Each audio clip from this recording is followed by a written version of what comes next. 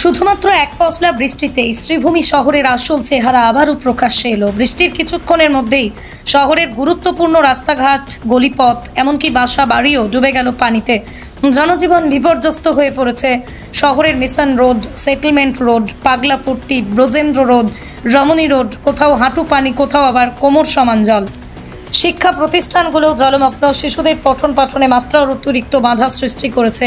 এই পরিস্থিতির জন্য দায়ী একটাই বিষয়, বছরের পর বছর ধরে উপেক্ষিত ড্রেনেজ নিকাশি ব্যবস্থা। পৌরসভার ঘুম ভাঙে না, শহরবাসীকে প্রতি বর্ষায় ভুগতে হয় জল যন্ত্রণায়। শহরের প্রতিটা মানুষ জানে এটা নতুন কিছু নয়। একটা মাঝারি বৃষ্টিতেই শ্রীভূমি শহর যেন এক একটা মিনি নদীতে পরিণত হয়। সবচেয়ে দুঃখজনক বিষয় হলো, বিগত পৌরসভা নির্বাচনে শাসক দলের প্রার্থীদের একতরফা ভোট দিয়েছিল শহরের মানুষ।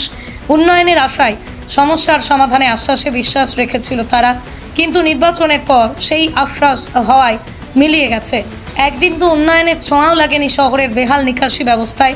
আজও শহরের একাধিক এলাকা জলমগ্ন, অথচ কর্তৃপক্ষের তরফে নেই কোনো কার্যকরী পদক্ষেপ। প্রশাসনের প্রতি সাধারণ মানুষের প্রশ্ন, আর কতদিন এই জলবদ্ধতা সহ্য করতে হবে? উন্নয়নের নামে প্রতিশ্রুতি দিলে হবে না, বাস্তবে তার প্রতিফলন কোথায়? শহরবাসী এখন জবাব চায়। এই চরম ভোগান্তির দায় কে নেবে? শ্রীভূমি পৌরসভা কি কোনো দিন জেগে উঠবে? শহর একটি ঐতিহ্যপূর্ণ শহর। আগে আমরা দেখেছি আমাদের ছোটবেলাতে এখানে বৃষ্টি হলে এইভাবে জল হতো না, কিন্তু দুর্ভাগ্য আমাদের শ্রীভূমি জেলার বা শ্রীভূমি শহরে এই যে রামকৃষ্ণ মিশনের পাশে দেখুন আর এমএনসি বিদ্যালয়ের পাশে দেখুন, একটু বৃষ্টিতে, কালকে ভোরবেলা 3:30টার সময় বৃষ্টি হয়েছে, সেই একটু বৃষ্টিতে এখানে একদম জলমগ্ন হয়ে গেছে।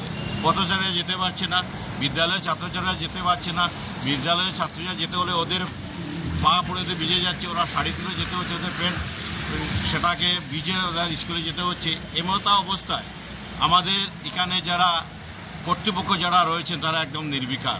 তো আমি আপনাদের মাধ্যমে আমি তাদের ঘুম ভাঙানোর জন্য আমি আবেদন করব, যাতে অতি সত্বর এই দুরবস্থা থেকে আমাদের মুক্তি দেওয়া হয়। আমাদের ছাত্রছাত্রী বা পথচারীরা যেভাবে দুর্ভোগ করছে, সেই দুর্ভোগ থেকে যাতে ওরা অতি সত্বর মুক্তি পায়, সেটাই আমি আপনাদের মাধ্যমে ওদের কাছে আমি আবেদন জানাচ্ছি। এখন পৌরসভা ওরা নিজস্ব একটা ভূমিকা রয়েছে, তো ওরা কী ভূমিকা পালন করছে সেটা আপনারাই দেখতে পাচ্ছেন।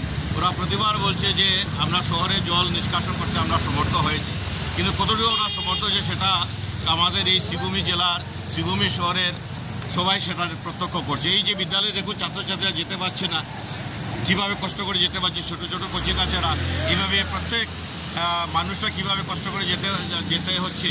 তো পৌরসভা কর্তৃপক্ষ ওদের সব কিছু ব্যবস্থা রয়েছে, কিন্তু সে সব কিছু ব্যবস্থা রওয়া সত্ত্বেও কেন এইভাবে হচ্ছে সেটা উত্তর একমাত্র ওরাই দিতে পারবে, এছাড়া কেউ দিতে পারবে না। কিন্তু আমি একজন সাধারণ নাগরিক হিসেবে এটাই বলবো যে দুর্ভোগটা আমাদের হচ্ছে, ওদের হচ্ছে না। তো আমাদের দুর্ভোগটা যেন ওরা অতি সত্বর সেটা নিরূপণ করতে পারে, সেটাই আমি আপনাদের মাধ্যমের কাছে আমি বারবার অনুরোধ করবো। করিমগঞ্জ শহরের শ্রীভূমি জেলার প্রত্যেক আম জনগণের হয়ে আমি আবেদন করছি।